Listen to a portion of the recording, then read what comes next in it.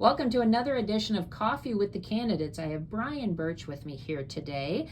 He is running for the Yankton City Commission in the 2025 election, which will be on April 8th.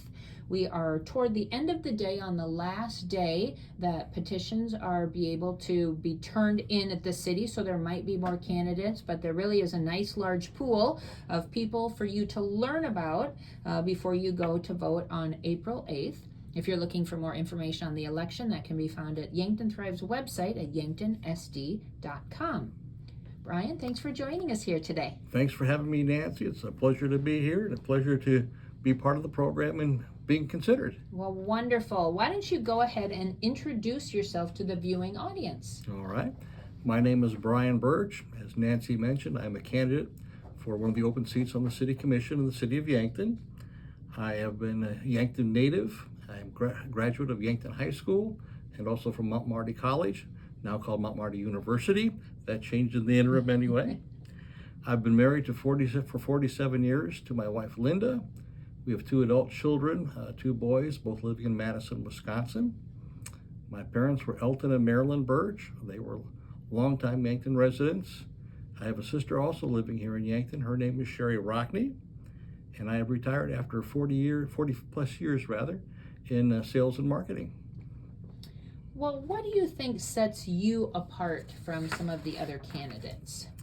Well, I don't know any of the other candidates, I have to admit, but some of the things that I have done is I'm very active in both the government civic activities as well as the community activities.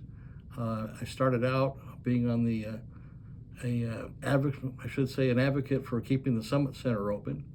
And as such, I landed up on the Summit Activity Center Task Force. And so we were successful in keeping that open.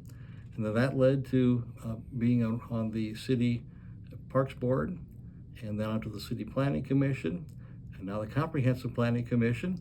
So I've got a whole bunch of government experience here rolled into one. And I've also done a number of appearances before the City Commission on various topics. So that's the government side of it. And then local community involvement. I serve as president of the board of directors at the center. I'm on the Mount Marty Alumni Advisory Board. I'm a high school bowling coach. We just won the state title for the Bucks in both varsity and junior varsity the last 2 weeks. I was chairman of our 1974 50th class reunion that was just held last year. We had a blast with that. I also serve on the board of directors of the Yankton Area Concert Association. And last but not least, I've also been in a position of a treasurer for a homeowners association with 300 homes. So I had a lot of back and forth with lots of people. I also served as the main contact for that board as well. So it sounds like you have a lot of free time.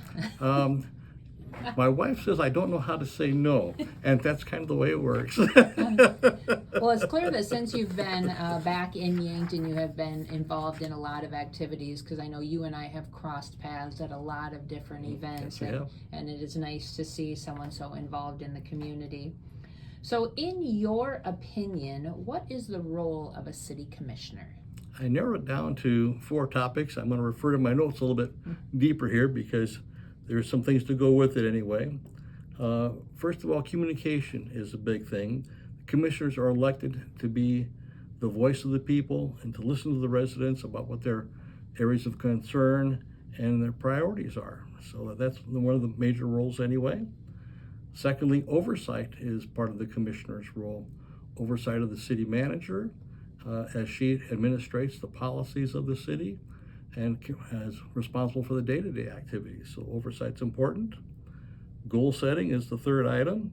Commissioners identify the community's goals, such as growth, land use, and capital improvements. Kind of ties into the comprehensive plan that's down the road anyway. And lastly, policy making. The commissioners develop and approve policies, ordinances, and budgets for the community. So when you talk about communication being really important, how do you envision that the community or the citizens would be communicating with you? Largely I spend a lot of time out in the public, and I'm known to a number of people, and so I would just happily, gladly listen their point of view. We may not always agree, but everybody's point of view is important. So the city is working on updating the comprehensive plan. Do you have any thoughts on that plan and maybe what should be included? I have to have a disclaimer in here that I do serve on that committee, so I have some insight into what's going on. I don't know what the final outline of it's going to be, but basically the comprehensive committee was tasked with looking at the future growth of the city, future land use needs, whether that be civic, whether that be parks, residential, industrial, commercial, those kind of things, and then also identify the infrastructure that's needed to support those areas. So that's kind of the overlay of what's going on. The city's hired a consultant out of Omaha to look at all this and come back with their recommendations, which are expected in the end of April. And so don't really want to get into all the details of that, because I think that's disingenuous to the process. So I'm just going to let it come out and let them bring their plan forward. The 20-year plan is designed as a guide for the future. It's not fixed. There's some flexibility built into it. It can change this area or that area, but this is kind of the 30,000-foot view, if you would. So I've also served on that committee. What was your favorite part of serving on that committee? I think getting together to know the other people in the room, from the hospitals, from Marty, from the city, just the interplay and exchange of ideas, and you could tell that everybody is really interested, and I don't want to say concerned, but focused on what the future looks like for the city of Yankton. So setting the city budget and establishing priorities is an important component of being a city commissioner. How will you navigate this process, and what are some of your priorities? I think it will be very much a collaborative process between the city commission, the city manager, and the city departments. Everybody has their own dog in the fight, if you will, for lack of a better term, where their interests are. And so you have to have some give and take, give somewhere, take away somewhere, to kind of make the whole process work. For my part, my personal priorities would be, number one, clean water for the city of Yankton. The city's done a marvelous job with the new treatment plant that's in process, and water plant upgrades. And so, have to keep those things going forward, getting them done. So that's key priority number one. Secondly, law enforcement and first responders in general, whether it be the fire department, ambulance, what have you. That's an important role in the community that we just can't live without, because sooner or later, someone you know very well is going to have that moment of crisis where they're going to need to have somebody come in and lend a hand. So that's important to me. Lastly, in my first year anyway, would be the street department. Make sure the streets are clean of snow and so on and so forth, free of potholes, and the infrastructure beneath it in terms of our water and sewer are all working well and keeping us going. Yes. So that's my first tier, and I have a second tier of priorities as well, and I'm going to call those the quality of life features, and in particular the library and the city parks departments. We're blessed to have great facilities within that, although the library could use some attention, as we all know. Are you serving on that committee as well? No, I am not, but I have tagged along on a couple of their field trips. And mentioning streets, I know a lot of the viewers probably notice the same thing, that Yankton really does a great job of taking care of their streets. There are some other communities in South Dakota and other places that you drive through, and it is dodging potholes everywhere, and the city has done a good job, and so keeping that as a priority. Yeah. And I think they've done an extraordinarily good job this year with the lack of snow cover. I've seen them out and about patching street holes way earlier than normally would be the case, and so it's all going quite well, I think. Absolutely. So the Meridian Bridge is an iconic and unique asset to Yankton. What process would you propose or support regarding the long-term plans for the bridge, such as repair, removal, And how would we fund all that? Those are great questions and not easy to answer. Otherwise, we wouldn't be having discussions like this. You are correct. It's my belief that the Meridian Bridge is an iconic symbol of the city of Yankton. We all have driven across that bridge. Excuse me. All us older people have driven across that bridge many, many times. The younger generation, not so much, and we all have, memories from that anyway. And so that is just a fixture for Yankton. We celebrated the 150th anniversary of the bridge over Riverboat Days weekend in August, and so that was quite an event as well. But so it's an important part of the Yankton story. Now, what do we do going forward? I think first we have to really take the temperature of the bridge. We have to have a survey done that looks at the integrity of the structure. What is it going to cost to fix? What can the city afford to pay to fix it? And really would like to keep it if at all possible. And if we move forward with renovation, repairs in some form or fashion, it's going to have to be more than just a city project. It's going to have to be a city and community project to do that. And by community, I just don't mean the city of Yankton. I think we'll have to rely on our neighbors south of the border, in some of the Nebraska towns to see if they won't come and help support the structure. Perhaps the state of Nebraska would, because we still, as a footpath, it extends into Nebraska, into recreational areas. So there might be some assistance there. I'm sure they won't write a big check, but any checks would help. So what are your 3 favorite things about Yankton? That I felt was a trick question, Nancy. Because limiting to 3 is so hard. That is exactly right. So I started out with 3 things, and I scratched it off. I keep putting things on, and I finally threw that piece of paper away and came up with a different piece of paper that says, here's the things that I like. And there's more than 3. First of all, I think we enjoy a wonderful quality of life here, and we're just blessed to have that. And that was number 1 on the list.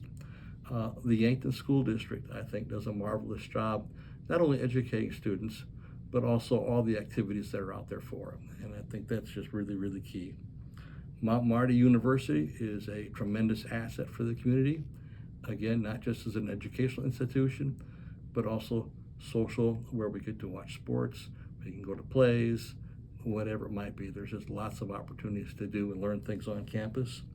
We're blessed to have a great healthcare system in the city of Yankton, not just Avera, but the various clinics and other services that are available. And we just have marvelous healthcare, and it just can't be beat.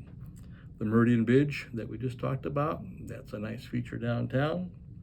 The city parks and riverfront, really, really good. And then the last one I saved is the Summit Activity Center, because that's a little bit close to my heart. Serving on some of those committees has definitely put those on your top list of favorite things about Yankton for sure. So the library has been a topic recently regarding the need for expansion. Share with us your thoughts on the library. Well, it's no secret that the library has been in the news for many years. And if you go into the library, you can tell that they are just flat out of room. And they do a marvelous job for the space that they have. So that's kind of where things are sitting at. The library board, as well as the city, have been exploring what can they do in terms of new facility perhaps. There was a survey done last year that talked about the community being interested in creating a new facility. So I think those things are all going forward. The next topic comes down to, we have to find out what the costs of this are going to be, where the location of it's going to be, and then whether or not the citizens of Yankton are going to accept the fact of the cost and how it's all going to work. And my approach would be that, to listen to the people of Yankton, and if that's the direction that they think is best to be served, I would support that decision. Relationships and collaboration are important within the community. What role can you play as a commissioner to help build, maintain, or repair relationships? I think the most important role of the commissioner is communication, and the big part of communication is to listen. You have to listen to the taxpayers, their ideas, their concerns, and their priorities. So that's key number one. You also have to listen to be non-judgmental. You have to have some empathy and respect for their opinions. And then you work to find the common ground. We may not all agree on everything, but there's bits and pieces that we can agree on, and we use those nuggets to build on. And then as we go forward, we judge the progress and make the adjustments as we go from there. So if you could change something about Yankton today, what would that be? This is the magic wand moment where I can just wave the wand and change something. Yes. Other than the weather, I presume.